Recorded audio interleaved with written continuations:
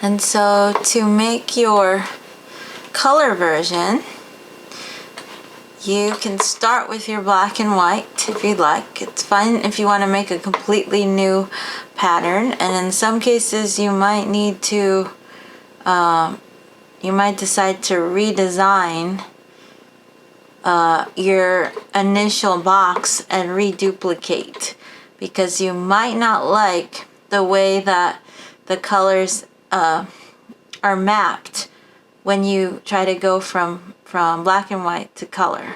But in some cases it just works like a charm. So I'm going to show you how you could save inordinate amounts of time following a method that in most cases will make it easy to do a color version from a black and white version.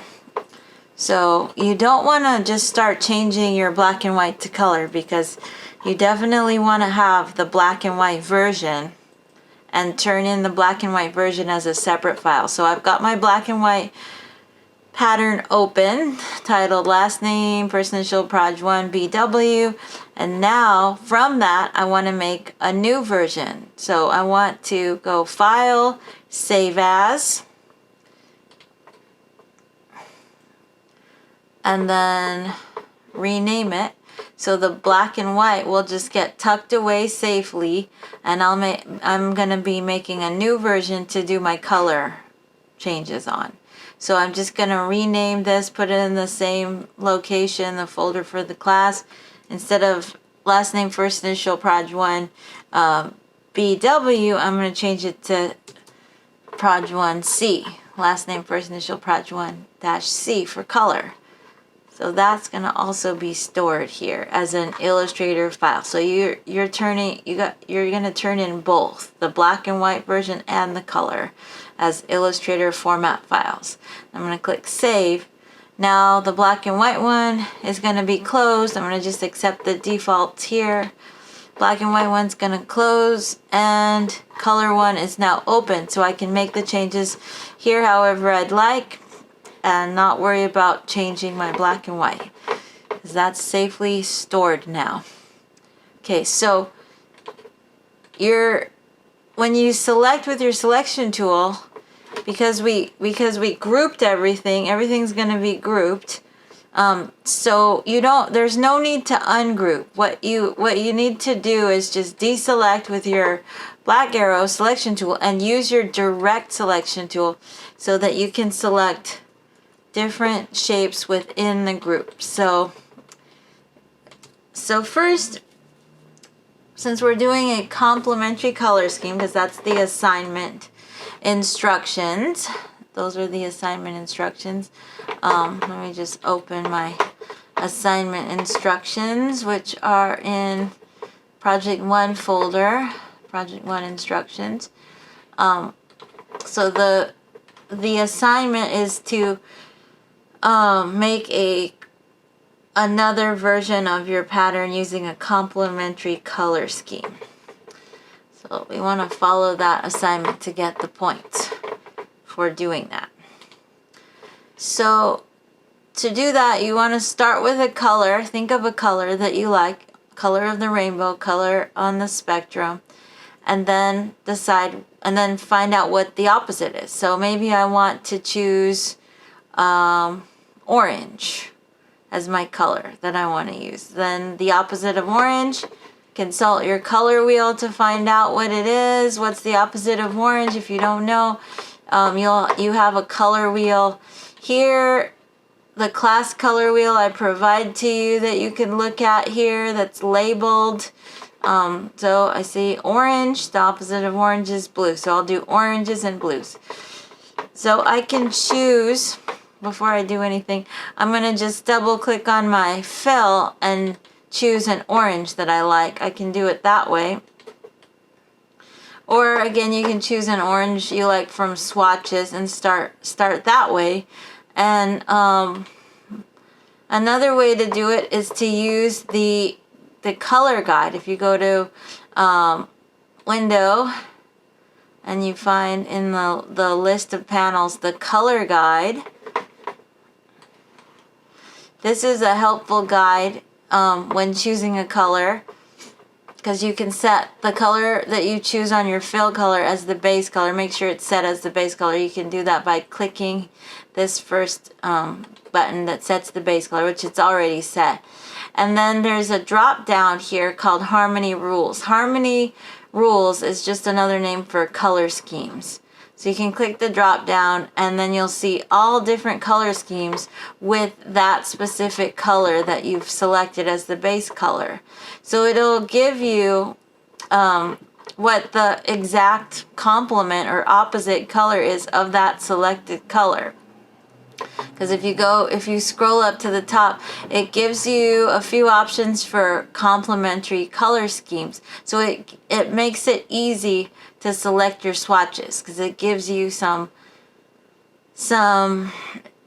swatches to choose from. You don't have to limit yourself to what the color guide gives you. I'd like you to use your mind first and foremost, thinking in your mind, keeping it straight what your color scheme is, which is complementary for this assignment, and what are your two colors, and choose colors based on you're making your own color choices, and then also using the color guide to do what it's supposed to do just as a guide. So I can choose complementary, and it's nice because it gives me some tints to choose from, and the pure colors in the middle, and some tones and shades.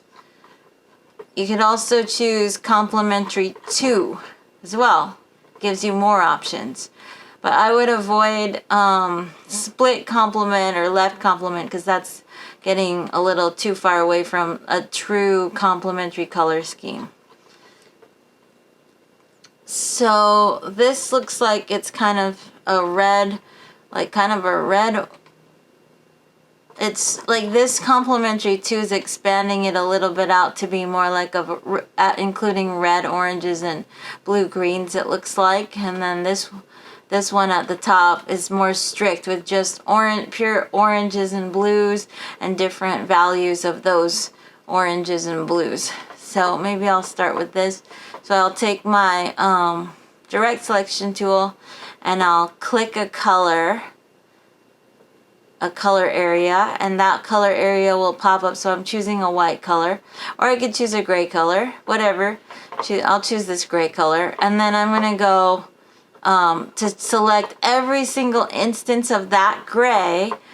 Here's a trick. This is going to save you a lot of time if you like the way this maps out your colors. If you don't, then you'll have to redesign your box. And then you'll have to redesign your color scheme for an initial box, and then delete the rest and reduplicate. But if it does work out, great. It saves you a lot of time. So I selected this gray. You'll see the gray on the fill that I've selected, that you've selected when you do this. And then you go up to select, hover over same, and choose fill color.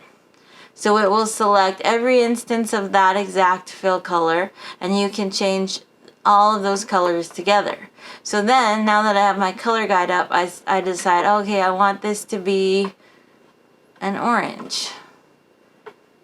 It's not letting me, oh, there it is. So I click on an orange on the color guide, and it changes across the board.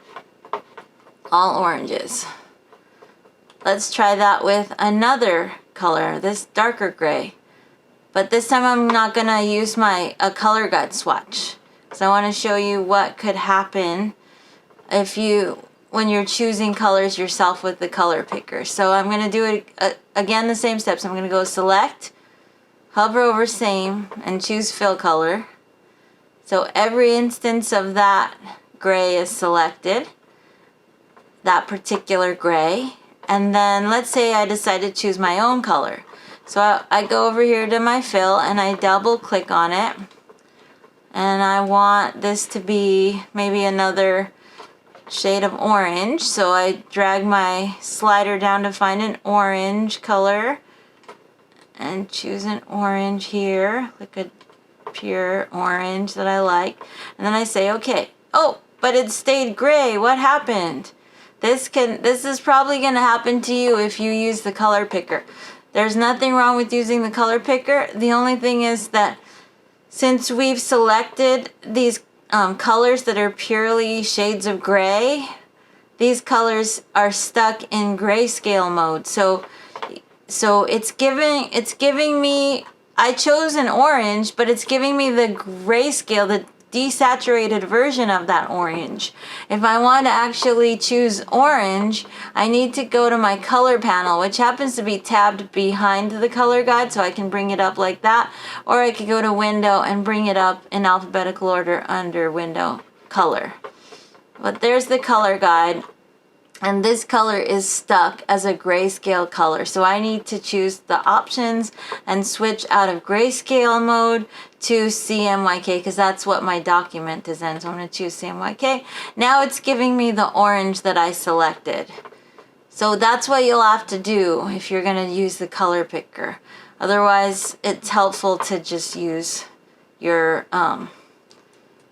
swatches. So I need some greens here. So I'm going to select this maybe, and then, oh no, not green. I'm doing orange and blue. Silly me. So I'm going to select this color, and I'm going to go select, same fill color. And now I want like a light blue, so I double click the fill, and then I use my slider and find a blue I want for this.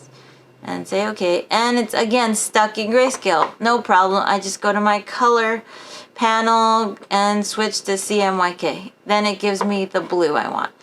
Now if I want to set this blue as a base color in my color guide, I can go to my color guide. Just make sure that this blue is set. Normally it does automatically get set there, so that's good. Maybe I'll go to see what complementary 2 gives me. Complementary 2 gives me some more varieties here to choose from. Some brick reds and stuff there.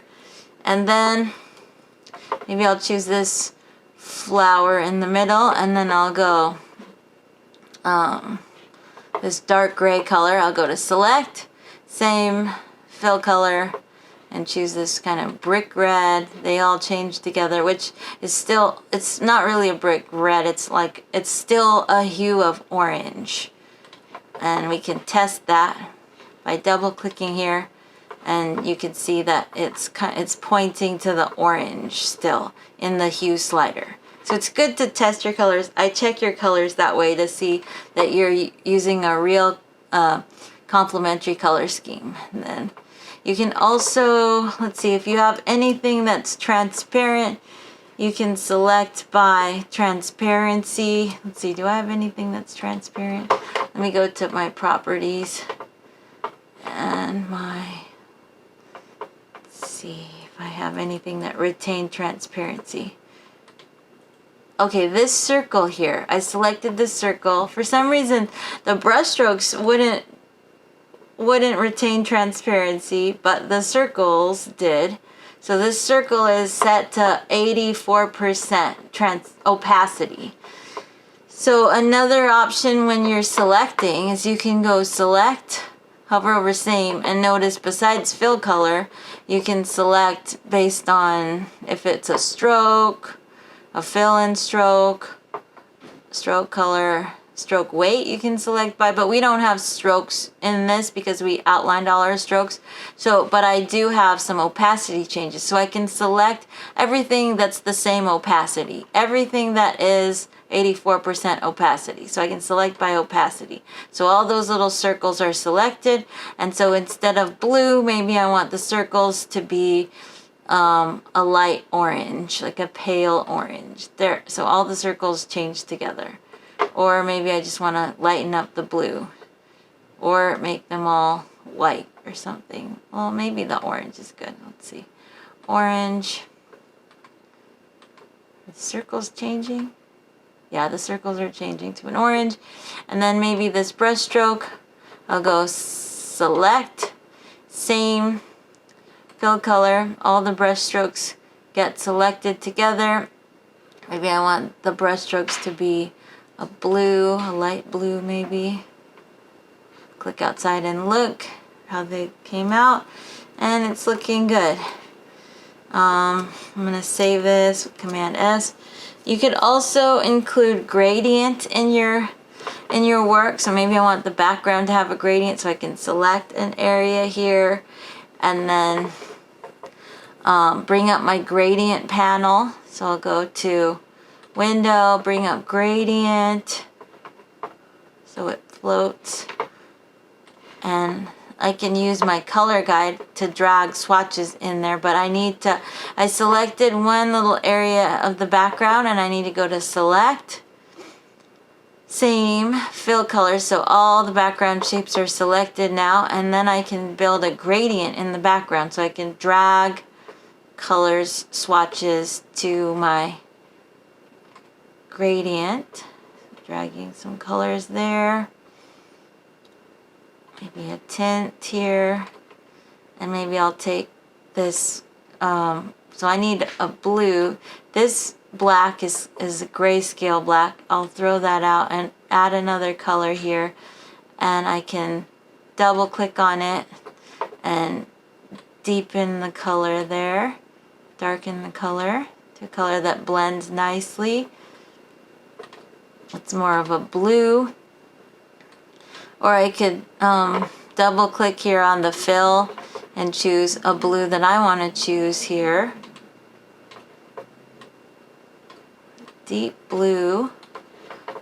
And it just made everything solid, but I can drag the blue into my gradient and make it a gradient again. Maybe throw this one out. And then maybe I'll switch to radial. And click outside and look at it, and it gives it a level of depth, three-dimensionality that could be interesting or not. So far, all the colors that I've been selecting have been process colors, which is the default. When you set up a CMYK document, you're working with process colors. But what if you wanted to take your pattern to a professional printing press, or any design, if you wanted to take it to a professional printing press and you wanted to print some colors that cannot be created with process inks? Maybe you wanted something that was neon, or something that had a shine to it that was metallic. In those cases, you need to use pre-mixed colors that we call spot colors. But let me just give you a quick tour of the printing industry so you understand a little more what I'm talking about. So, going into our course, if you go on assignments and you find project 1, all of these are the color handouts that I've been starting to talk about.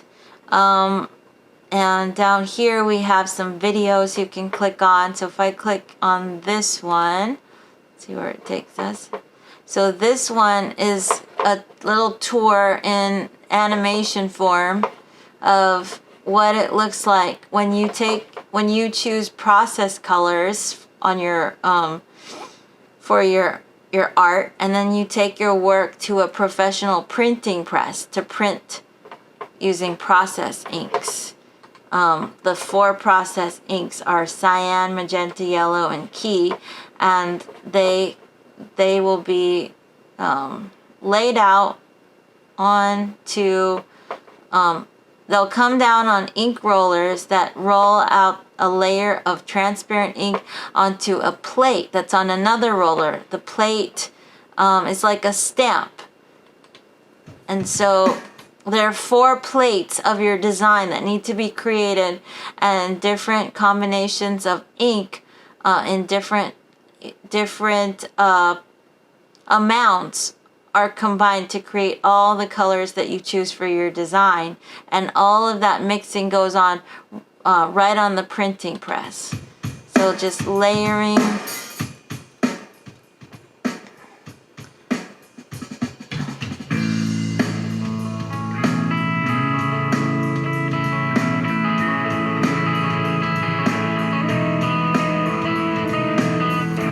So it's all, you guys can you guys see this well, or is it really bad quality? It's not the greatest resolution, but I could optimize the share for video if you think that'll help. But can you guys see what this is? Enough? Yeah, I think it's okay. That's fine. Good. So you see the 4 inks rolling down on the rollers, putting down a layer of ink on each of the plates, and they all combine right on the printing press till you get your final design with all the combinations of the 4 inks.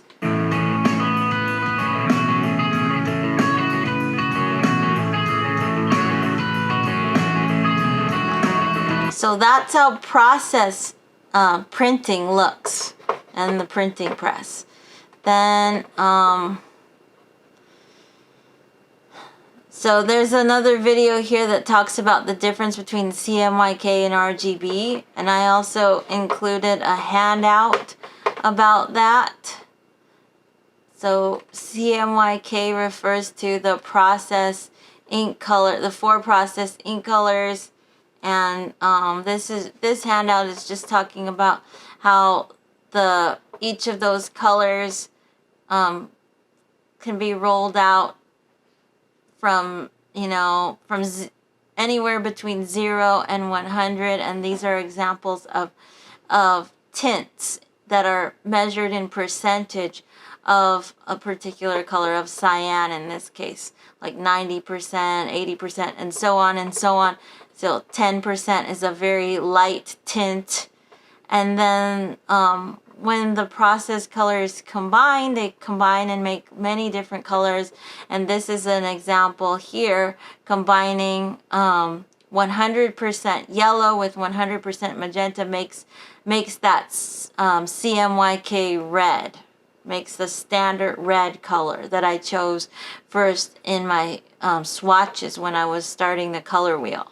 So I'm just looking at it on canvas now, and then here is just an example of a color that's made from combining tints: 40 cyan, 20 magenta, 100% yellow, and those colors get designated by the amount of each of those colors, as you saw when we're in Illustrator and we're selected on a color. So I'll just choose any.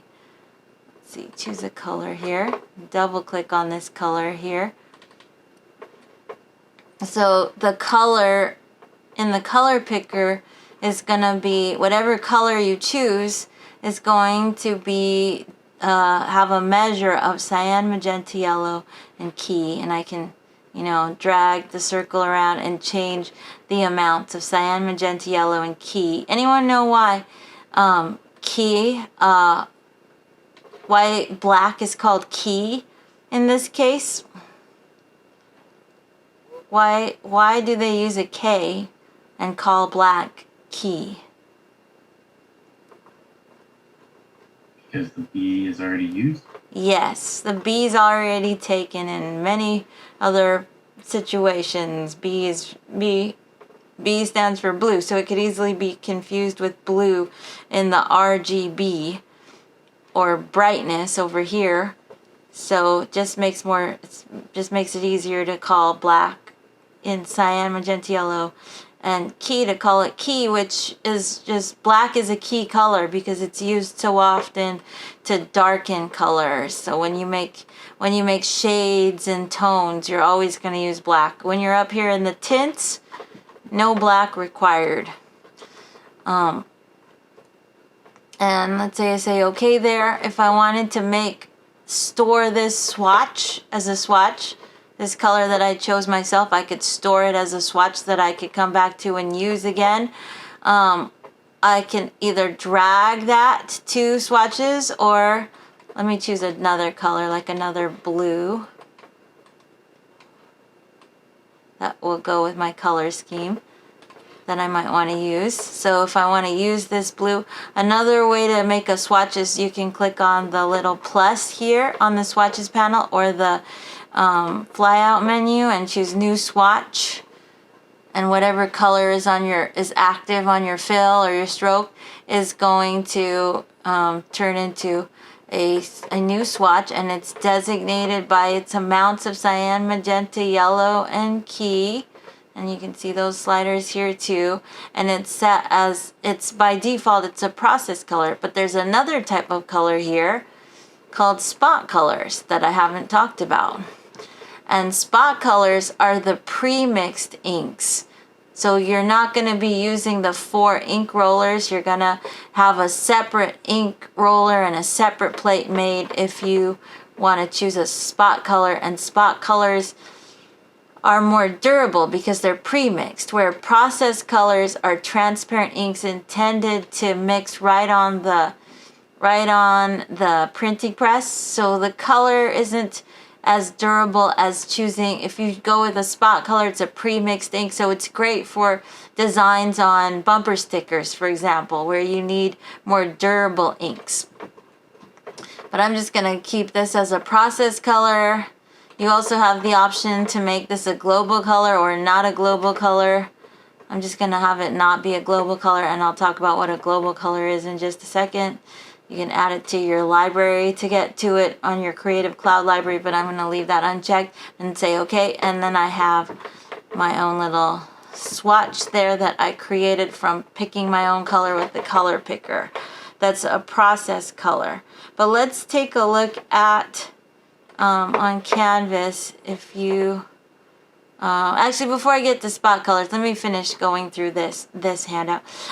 So I was talking about color accuracy and how to achieve better color accuracy. One way is if you have access to a color guide, you can look at what colors, you can look at, it's like a whole book of colors with the cyan, magenta, yellow, and key designations. Like the recipe for each color is going to be listed in the book with a swatch showing you what it will look like as on print before you actually go to print your design. So you can look at a color guide and make your color choices for your design ahead of time and not have any surprises down the line.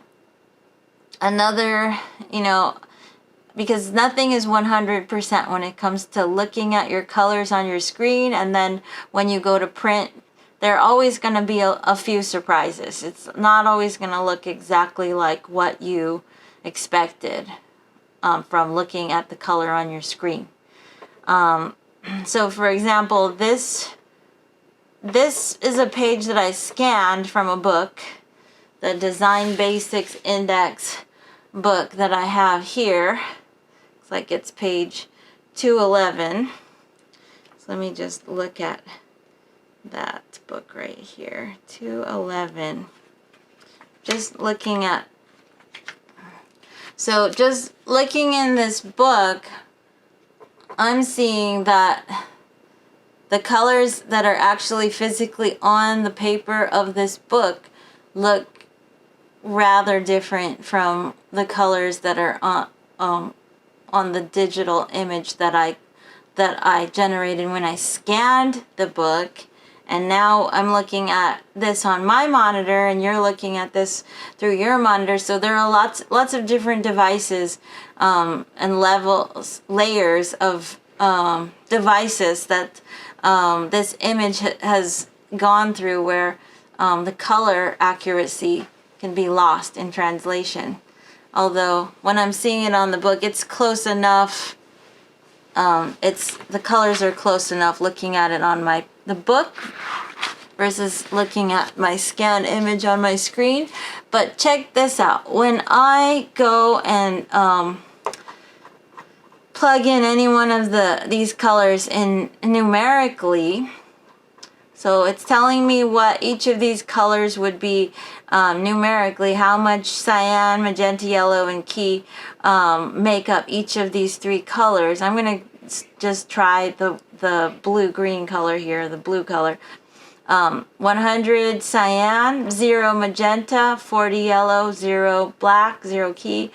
So that would be one. I'm just going to pay attention to 100 cyan, 40 yellow. So if I go over here, and I'm going to just draw out a big circle, and then I'm going to double click on the fill, let's get my color picker and say, okay, so it was 100 cyan, right? And 40 yellow, and the other two were 0, 0, and 0. And then I'm gonna say, okay. So that's right, right? Now compare that to looking at it over here. Oops. Can you see, looking at this color, from this color, what I'm seeing in Illustrator to what it looks like scanned, and then looking at it in the book, it's closer to what it looks like on paper to the scan.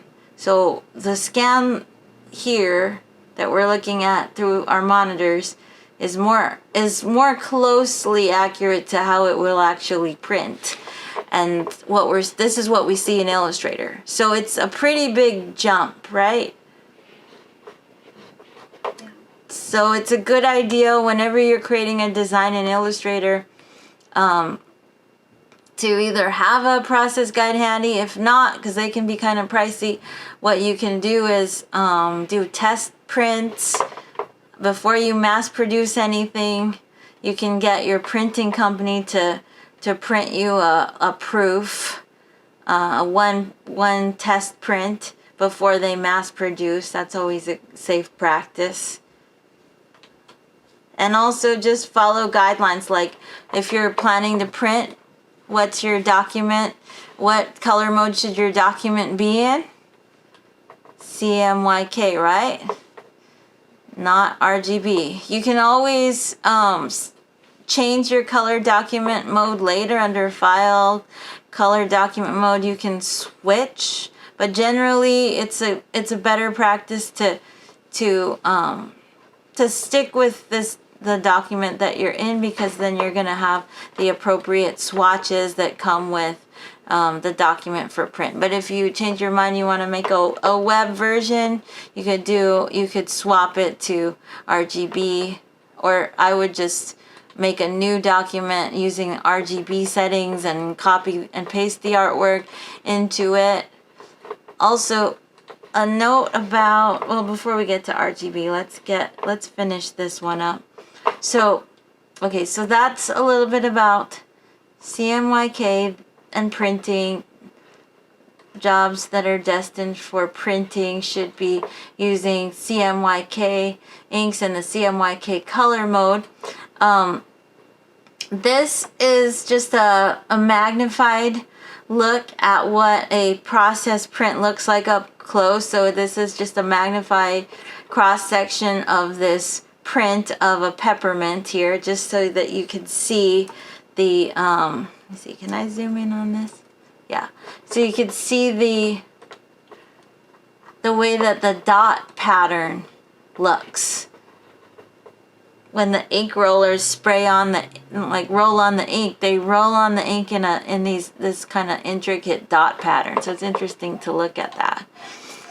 Okay, so that's that. Now, moving on to RGB. So when you're designing purely for the screen, you can use you're using the RGB color palette and color mode. And so with RGB, the colors combine. The red, green, and blue are the primary colors. When we talk about RGB, we're talking about color purely as light. The color is displayed to you through your monitor as light, and every color is designated as an RGB color as well. Colors, the RGB colors range from 0 as dark as completely black, all the way up, cranked up to full intensity at 255, whereas that's different than how we measure CMYK colors, because they range from 0 to 100, where the lower numbers are the lighter tints. But with RGB, the brighter colors are measured up at higher numbers, and as you measure lower numbers, you get the darker colors, and we call darker colors in RGB tints. As you lower crank the color lower in number, it's like you're turning off the lights. You're dimming down the lights. When you turn off the monitor, everything goes black. You turn off the lights, everything goes black. You bring the color down to 0, everything goes black. So with any color, if I double click here, all the colors are also measured in levels of RGB. So as I drag this little circle around, you'll see the RGB changing. When I move the circle up all the way to the top full intensity level, look, you can see this is a green-blue color, so the green and the blue gets cranked up to 255. If I was on a red hue, the red would be cranked up to 255. When you combine RGB, all red, green, and blue at full intensity, all together, cranked up at full intensity, you get white. So red, green, and blue at full intensity all together make white. And that's what we see in the, oops, I'm in the wrong, I want to go back here. That's what we see here. We see the red and the green and the blue all combining together at full intensity makes white. Also, if you notice on the color picker, when you choose a pure white, you get down here, anyone know what this is called? When I drag the circle around, you get they're like little 6-digit addresses for every color. Every color has one of these. This is called a hexadecimal number, and web designers and programmers use these numbers to program colors.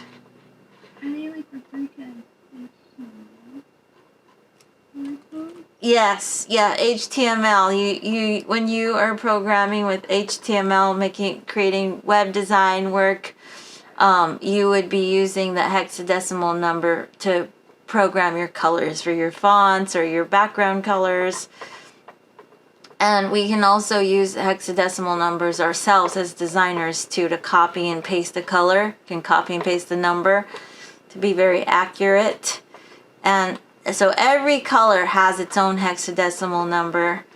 Funny enough, when you drag the circle all the way to pure white, the hexadecimal number for pure white, for whatever reason, it's what you don't want to see on your report card. It's straight F's. When you drag the circle all the way down to a pure black, you'll see all zeros. If you are designing for the web, a good strategy to ensure more color accuracy so that what you see on your monitor is going to be what other people see on theirs is to limit your palette to just choose only web colors, and then you're limiting your palette to the colors that are more common across the board on other people's monitors, so you're less likely to choose colors on your monitor that work on your monitor but that aren't going to be accurate on other people's monitors, so there are less surprises that way. So you can always use that if you want to be more careful for web design. Okay, so now I think you should know what all of these options are here on the color picker. Now you should be a color picker experts. Isn't that cool? All right, then let's take a look back at this RGB handout. This is combining RGB tints. You see that there are darker colors with lower numbers combining to make, hey, there's that green again. And we talked about how not every monitor is going to display colors the same way. So it's also good to test your work if you're designing for the screen, for the web, to test your work on many different screens and monitors. So that's that handout on CMYK versus RGB. We looked at color schemes. We looked at design, composition, color. There's one more handout here that's good to know about, which is called the Understanding Color handout. You can read that a little bit there. But I'd like you to just get familiar with the terms here. Additive colors is another way that we refer to RGB, red, green, and blue, and that refers to color as light and the way color works. when combining different colors as lights, as we see them displayed to us on our monitors, and in other industries and fields like film or working on set, on stage. There are other jobs that require actually using light and as kind of like paint, where lights are mixed together to create different colors in stage design. So this actually is a diagram showing lights shining down and actually forming a color wheel that is how color functions and how the laws of physics apply to color as light, which is interestingly very different than the way color combines and mixes as paint and ink. So color as light, you'll notice, like we said before, when all the colors, when all the primaries, red, green, and blue, combine together at full intensity, you get what in the middle? White, right. And that wouldn't happen with mixing mixing red, green, and blue paints, right? You don't get white when you mix color in the form of paint. What about mixing here red and green? Would this happen when mixing red and green together in paint colors? You're getting yellow here. Look at that. It's pretty cool, huh? That would never happen mixing red and green in paint, right? But it does with light. So it's good to be aware of that, how that works differently. Why is that? It's just the way our world works. It's just, it's according to the laws of physics. It's just scientific that's the way light works when you combine color as light. So that's how we're seeing all these millions of colors on our monitors, is based on the RGB model, and those combinations take place to create yellow. Red has to mix with green. And when you're doing photo editing, if you have a photograph where the light was not balanced correctly with the camera, and let's say or you have like a green haze over everything, a green color cast because maybe there was some fluorescent lighting in the picture, you would correct that photograph by cranking up the opposite of green, which in this case the color, just think of this diagram as a color wheel, but for color as light. So the colors that are across from each other on this color wheel are the opposites. So the opposite of green is actually magenta. The opposite of blue is actually yellow here. Opposite of red is, we call this one cyan. And so if you have a photograph that's kind of green and you want to neutralize the skin tones of the people and make things look better and cleaner, you crank up the magenta, which we're going to do in Photoshop. And if you're doing like a green screen shoot, you need to make sure that your talent or your subject doesn't have any green light on their skin. So a lot of times lights will have a green, like a magenta gel on top of them to turn the lights magenta, to neutralize the color of the light in a green screen shoot for film, where the background color is green. They use that technology to take out the background, to superimpose a subject into another scene. So having an understanding of the way color works according to the laws of physics as light is good to know for digital artists and designers in different fields, and artists in different fields of this nature. So so that's how it works. Some of them make sense, like blue and green make cyan, and red and blue make magenta. But some of them are like, wow, how does that work out? red and green. That's what, when I first saw that when I was in film school, I was a little bit surprised too. But then we look at, in comparison to the additive colors, we have the subtractive colors, which are what we call color as ink. We call this the process colors subtractive colors: cyan, magenta, yellow, key. So this is just a depiction of the ink coming down, combining together to create the different colors. And as you can see, when all the colors combine together in ink, you get almost black.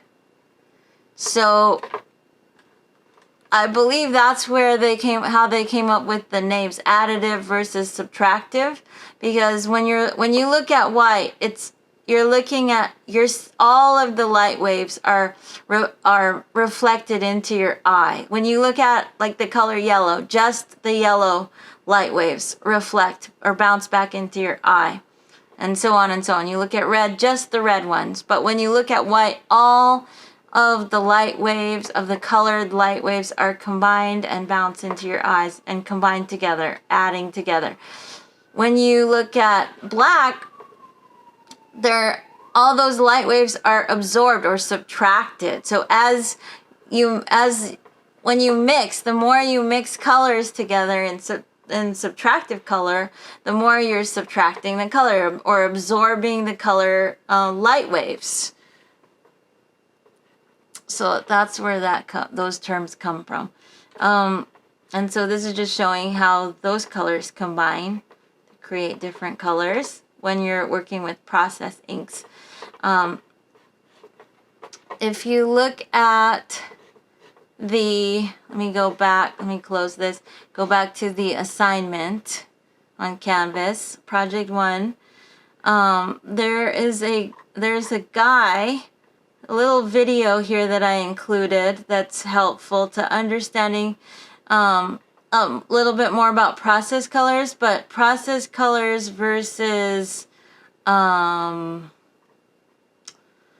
spot color printing. It's not a very high resolution video, but it's probably worth checking out to see some examples of designs. There's also about Pantone Color. Pantone is a brand that creates spot color inks. But this is a cool video to check out, the 4-color process printing versus spot color printing. If you click on that, let's see, something going on with my internet.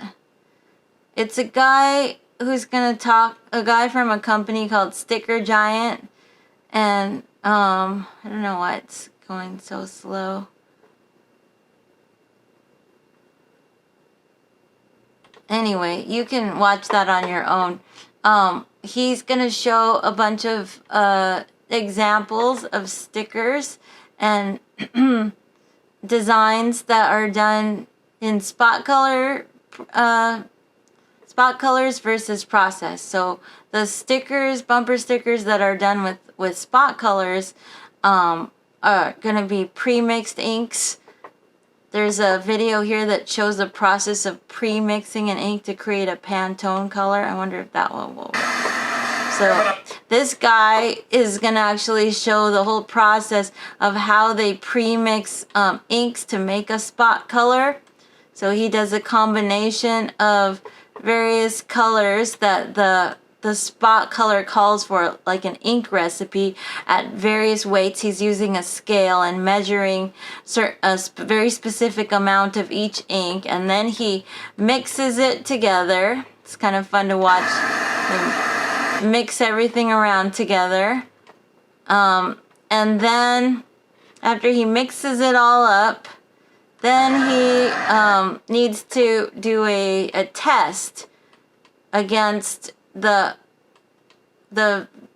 looking at the color chip or the color swatch for that very specific Pantone, because Pantones all have their own very specific label and number, and you can purchase a Pantone color from anywhere in the world, and it's always going to look exactly the same because they have a very strict procedure to producing that color, and it's pre-mixed, so it's more durable than going with a process color. Like a blue that's a process color would be less durable for something like a bumper sticker. But when you choose a spot color, you are paying for a specific plate to be made for that color. If you have less colors and you just want to use a few solid colors for your design, it can actually be cheaper, more economical than going with process colors, because process colors you always have to pay for those 4 plates to be made. Spot colors you could pay less using less plates. If you're using process colors in combination with spot colors, that means you have to pay for additional plates to be made. So all of that is discussed in the videos.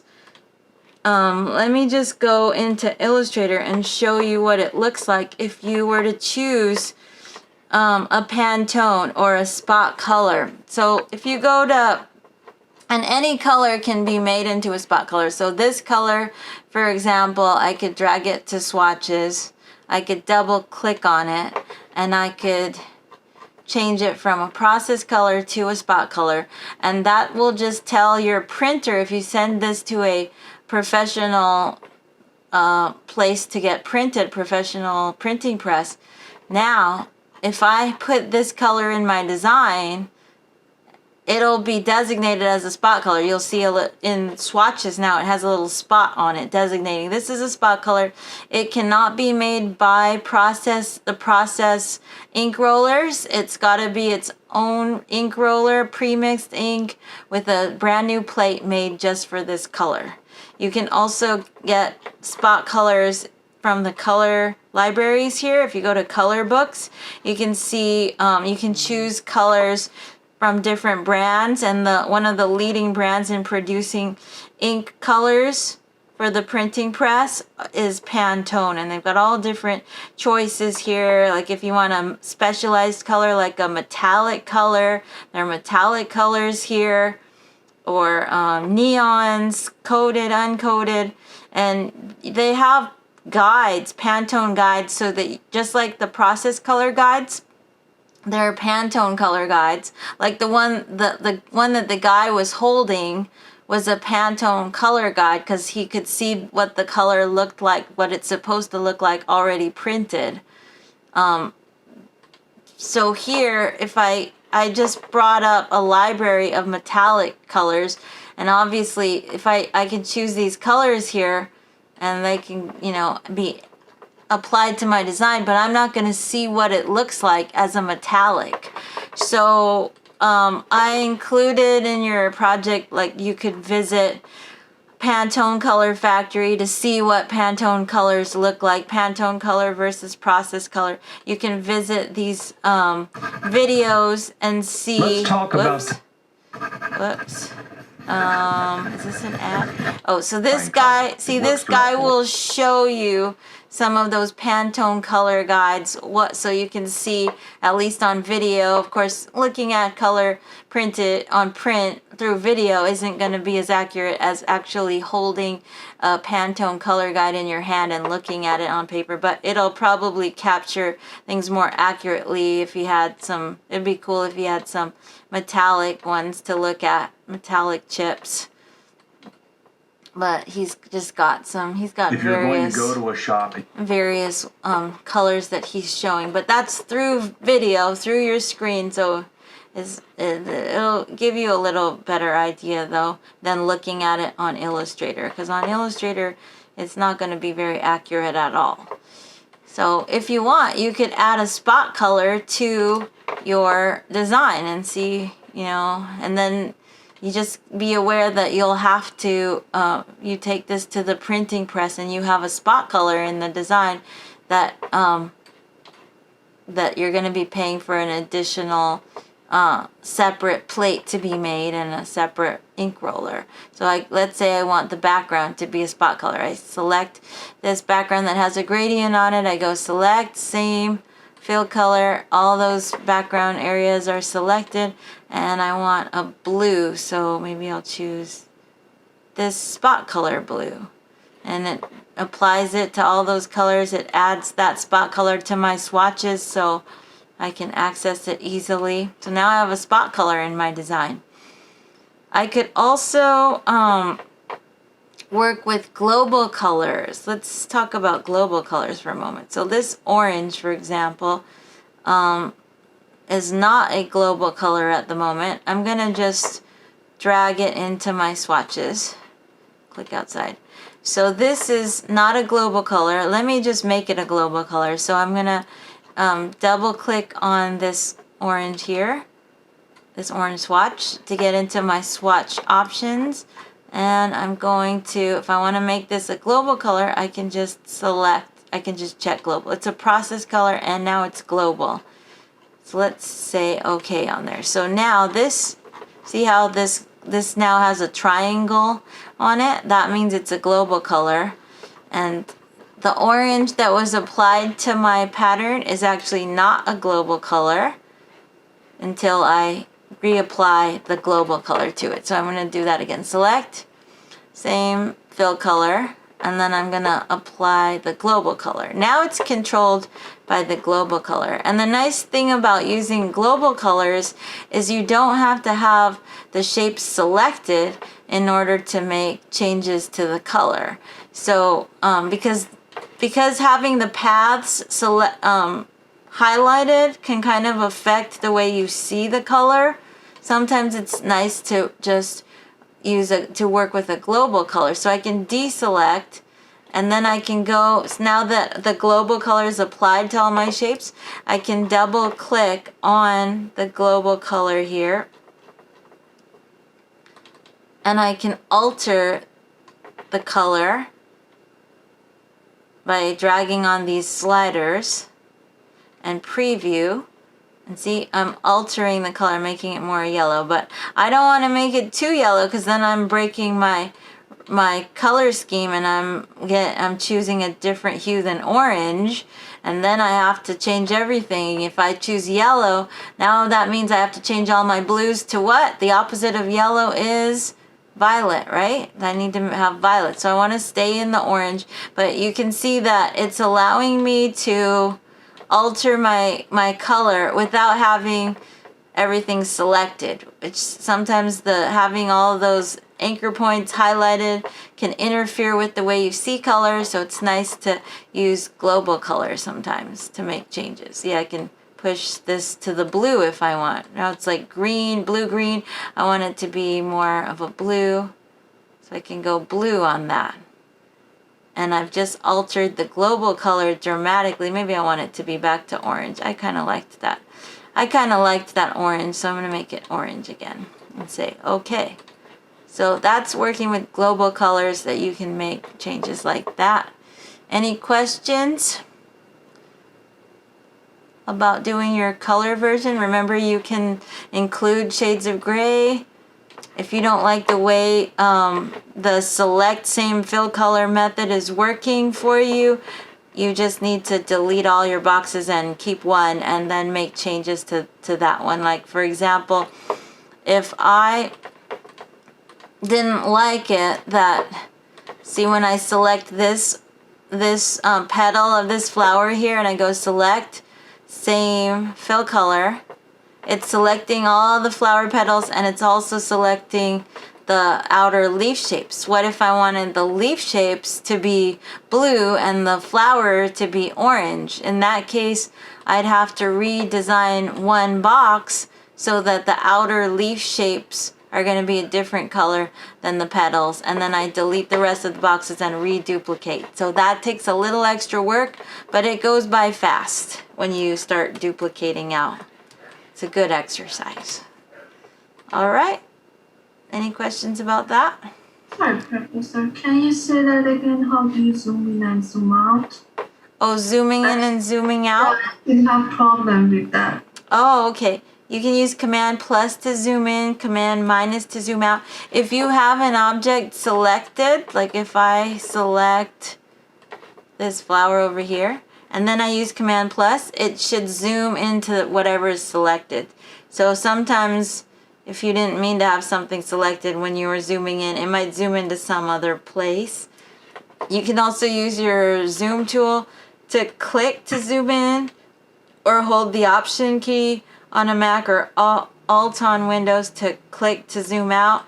Or you can click and drag down in a diagonal to zoom in with your zoom tool, with your magnifying glass, or click and drag down in a diagonal to zoom in, up in a diagonal to zoom out, down or up. Does that help, or were there any other?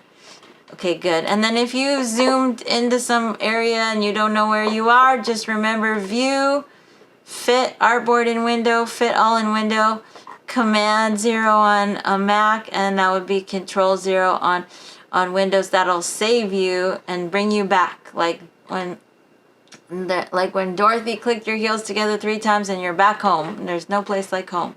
So there you have it. That's what's due for next week is 2 patterns, 1 color version that's complementary and 1 black and white.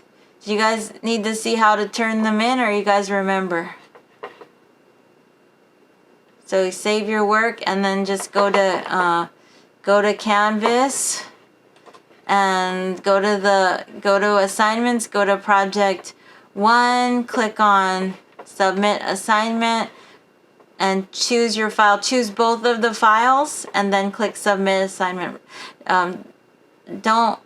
You don't want to choose one file and then submit and then go back and choose another and then submit, because it will overwrite your previous submission. So choose a file. I want to choose from my folder for the class. Here it is. So I'm going to be choosing my black and white, putting that on, and then I click add another file. Let me just make sure that my pattern is saved. Looks like it's saved. And then I go choose. So I clicked add another file.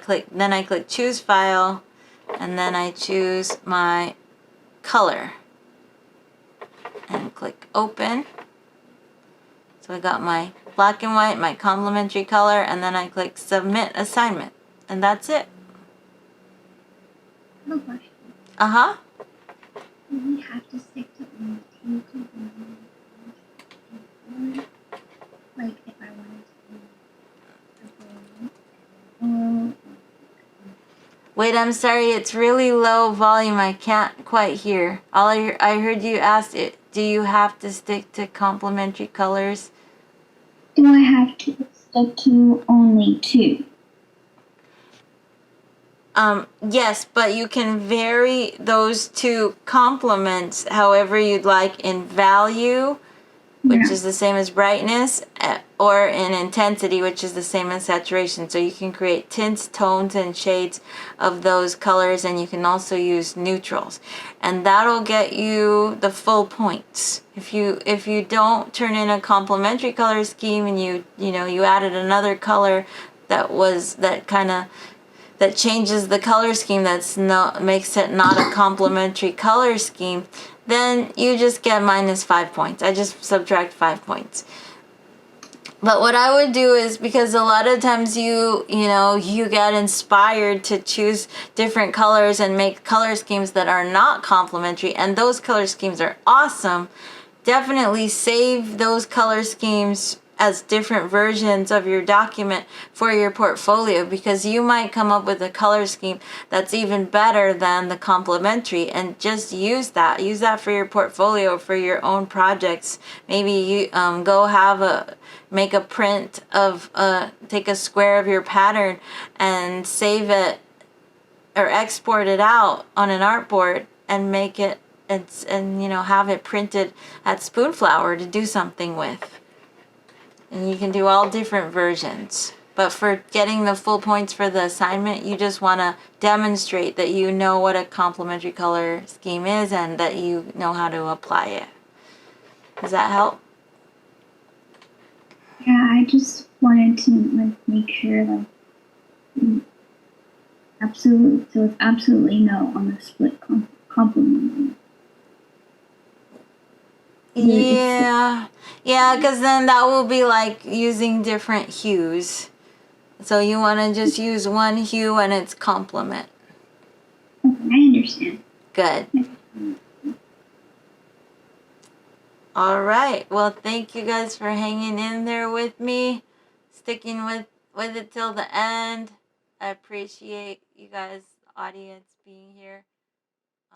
So go